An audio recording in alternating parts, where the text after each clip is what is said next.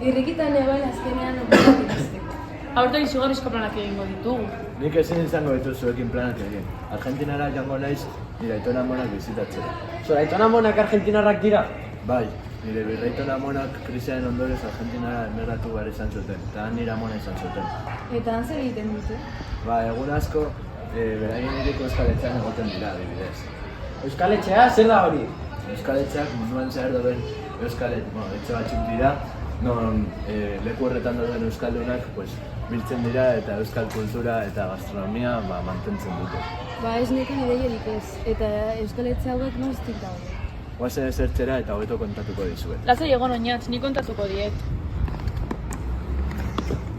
Lehenengo euskaletxea 1877an sortu zen Buenos Airesen.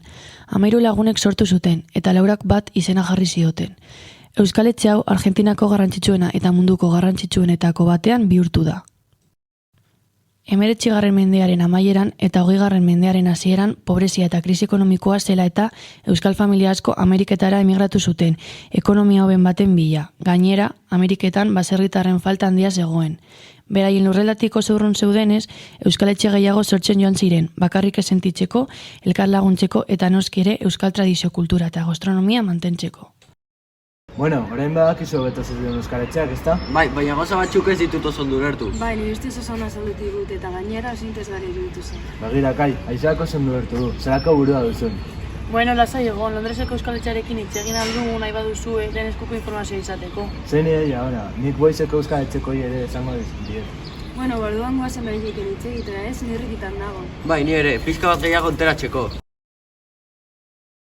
Egiten dugu ez, busaiatzen geha urten zehar ekitaldi desberdinak egiten, gutxura era 10 bat ekitaldi izaten die, eta gai desberdinekok. Batzuk izaten die, elkarretaratzek, bazkarik, afarik, olako zehoze, normalen fetxa seinalatu ningurun, gabonak, euskaraldie, olakotan ez. Una handiena da jaialdi, hau bost urtez behin egiten dugu, eta jaialditik beste urtetan San Ignacio jaia egiten dugu. Hau uran, noski, eta neguan beste afari handi bat eta dantzaldi bat egiten dugu, eta urtero egiten dugu mus txapelketa, bi mus txapelketa. Ez da erresa. Guk gure existentzie pixkat horren ingurun dijo, ezta? Guk egiten dikeun ekitaldikin eta baita gu azaltzen gehanen helburue beti izaten da euskera eta euskal kultura eta euskal tradizio pixka sustatzea eta gure arten elkarbanatzea, ezta? Bueno, ez da hain zaila.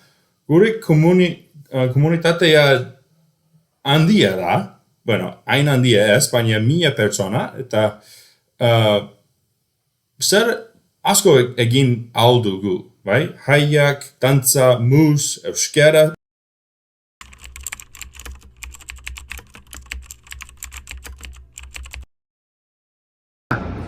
Gaur Madrilera etorri gara, Madrileko euskaletxera lehen eskutik ezagutzen.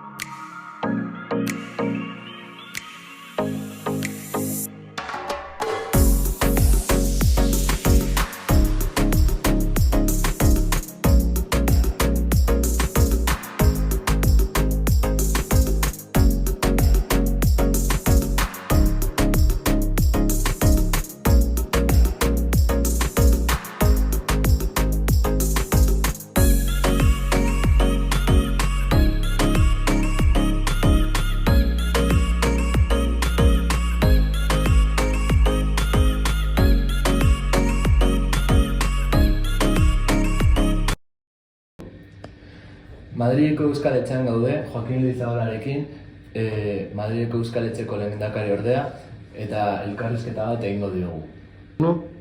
Zenbat lagun zarete gaur egun?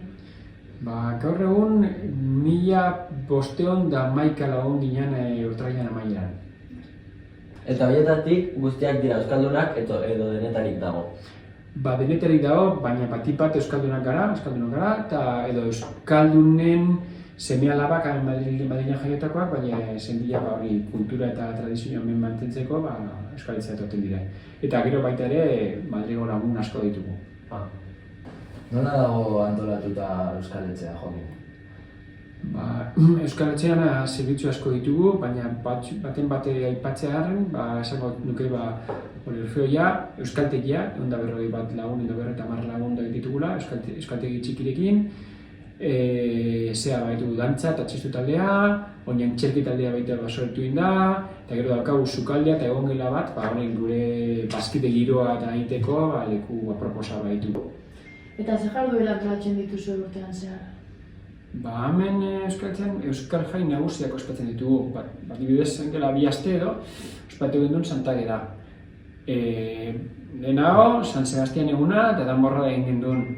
Bakago Euskal Jaian, Euskal Jaiak edo Euskalaren eguna, edota Santo Tomas eguna, eta gero 2 urtean behin korrika, eta hainbeste aktibitate kulturalak. Zegin interesgarria izan da elkarrizketa. Bai, eta lehenengo pertsonan bizitzea ere, bai. Gainera oso jatorrek ziren, ezta? Bai, Oso gotorrak ziren egia esan. ikaragarria izan da.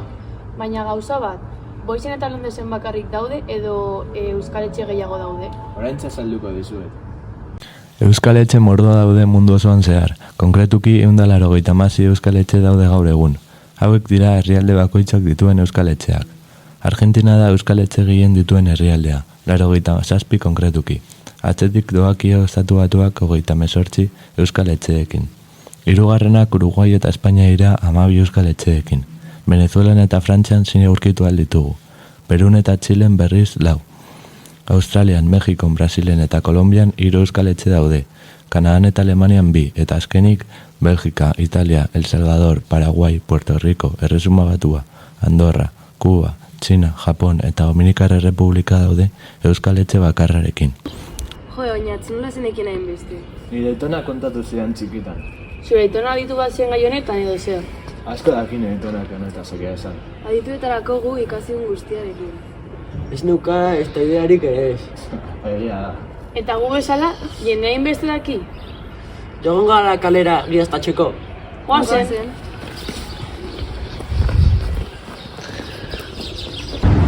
Badakizu zer diren euskaletxeak? Bai. Ez. Eta zer dakizu euskaletxe buruz? Normalen egoten dira estranjeroan, Argentinan, Estados Unidos, baita Madrilen, Euskadiko jendean han elkartzeko. Hori etxe batzuk dira beste herrialdetan, eta normalean kanpokoak diren pertsonak edo hemengoak diren pertsona, baina han bizi direnak elkartzen dira hor. Egun polita pasa duguna, baina gaua iristear dago eta etxera itzuli behar naiz. Ni ere bai. Bian orduan zein ordutan geratuko gara? Goizeko 9etan igeri lekuan. Ni bihar gano Argentina da. Faltan botako zaitu goinatz. Bai. Eskutitzak bihaliko dizkizu bait, zen egiten dizuet. Oazen laukoteko bezarkaden batera, oinatxea gurtzeko. Bueno, oporren buelta arte. Agur!